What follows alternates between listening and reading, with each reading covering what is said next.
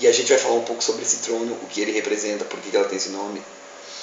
E Osíris, que era uma grande consciência criada por Deus.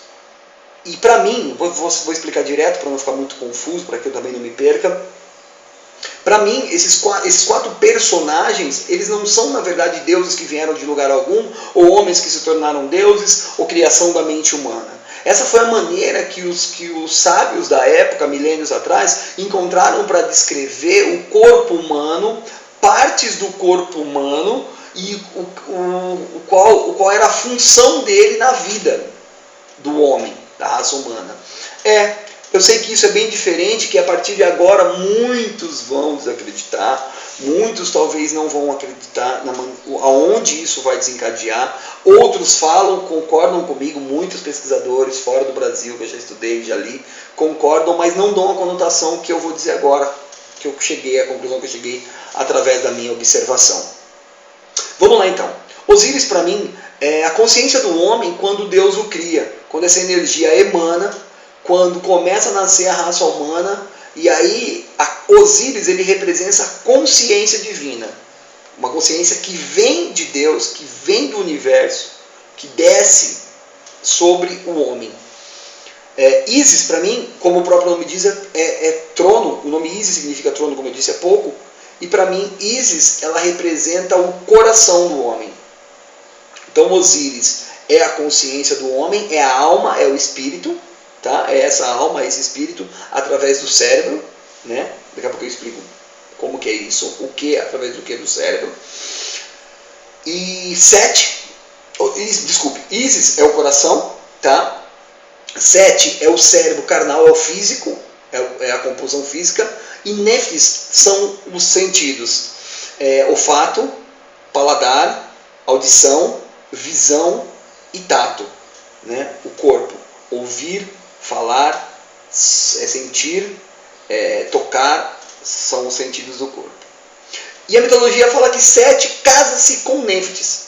E aí é aí que eu comecei a matar charada. Falei, peraí, se ele representa o cérebro do homem, o animal, o lado animal do homem, físico, o lado animal, ele só poderia ter se casado com os sentidos do corpo. Foram isso que eles quiseram explicar. Que o cérebro casa-se, junta-se com o corpo, com os 5 sentidos, e aí começa-se a ter uma consciência, eu não chamaria de consciência, mas para poder explicar melhor, o ser humano criado, a criatura de Deus, passa a ter uma consciência animal, de instinto, né? Começa a ter um instinto, agir por instinto, isso é a palavra certa.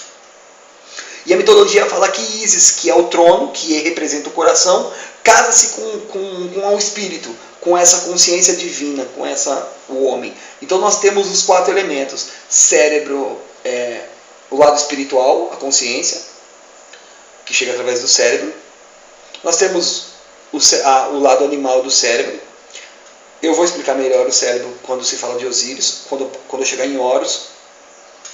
Nós temos Ísis, que é o coração, trono de Deus, Deus que é amor, Deus que é energia pura, energia criadora, por isso que ela é o coração, por isso esse é o trono de Deus em todo homem, é o coração, é onde Deus se assenta, é onde essa energia, essa consciência chega. Quem que já não sofreu por amor? Acho que esses dias eu falei até numa palestra na internet, para poder compreender essa parte de Ísis ser o coração e ser o trono de Deus. Como que é isso? É fácil perceber como que o coração de uma mãe é, com amor ao filho, de um irmão para com o irmão.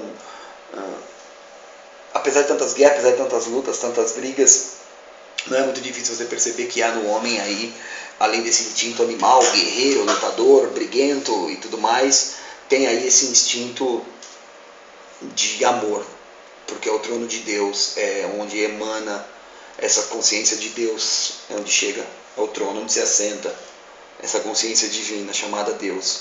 Neftis é o corpo. Bom, acontece que a mitologia egípcia fala que Sete mata Osíris. Os irmãos se matam.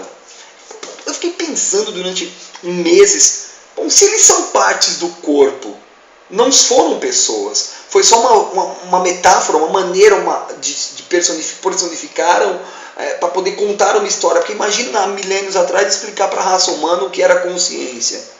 Como que é essa consciência? Para mim é muito difícil falar, e para vários cientistas da ciência, e para hoje, em pleno século XXI, é complicadíssimo você falar, explicar como que é a consciência, onde eu vejo a consciência. É como o ar. Eu sei que ele está aqui, eu estou respirando, ele passa por mim, mas desenha o ar para mim. Como que eu desenho o ar? Como que eu desenho o vento?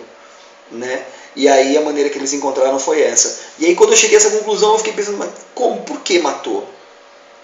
Foi quando eu percebi que se o homem, nos tempos primórdios, na sua primeira natureza, ele nasce com uma consciência divina, eu dividi da seguinte maneira. Nefs é o corpo, então o homem tem um corpo, um cérebro, carnal, físico, é 7, e tem um coração que circula o sangue, e o cérebro, o coração, o corpo, traz a vida ao homem.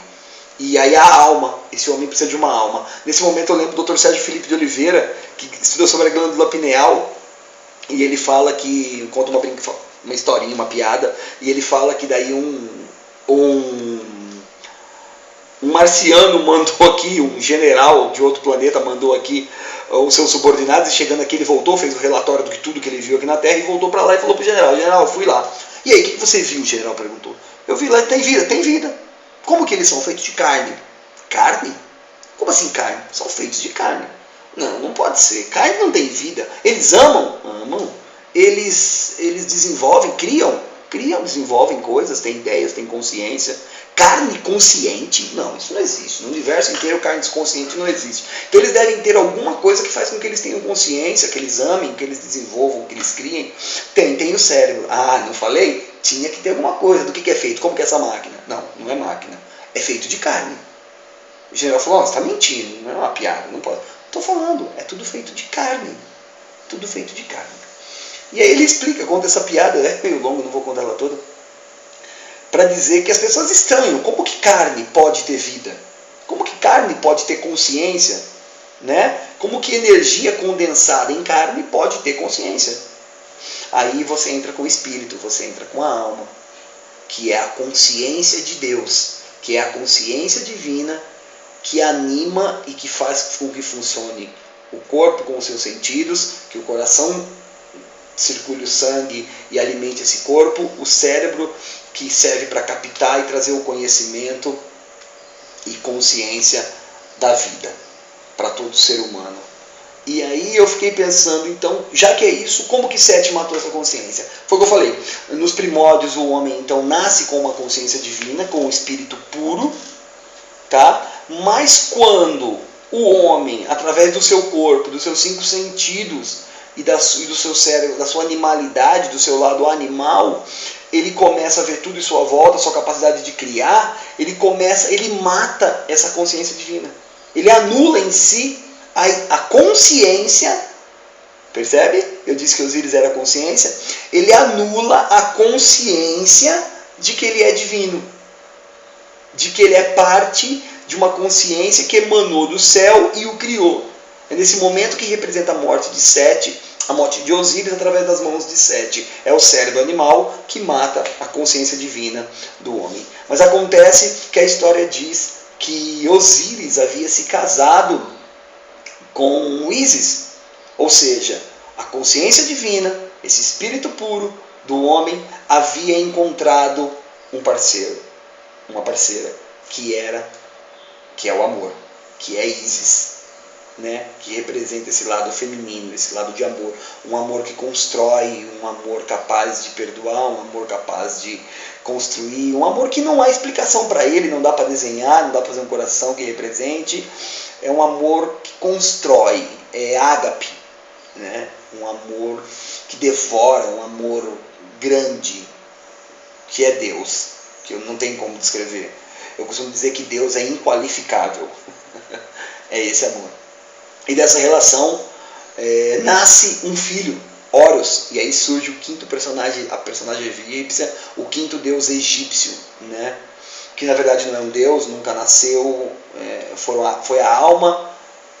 Deus permite. Na verdade Osíris morre, mas na verdade ele vive na vida do filho, que é o Espírito. Um Espírito de Deus que o homem recebe, uma consciência divina que o homem continua recebendo. E aí,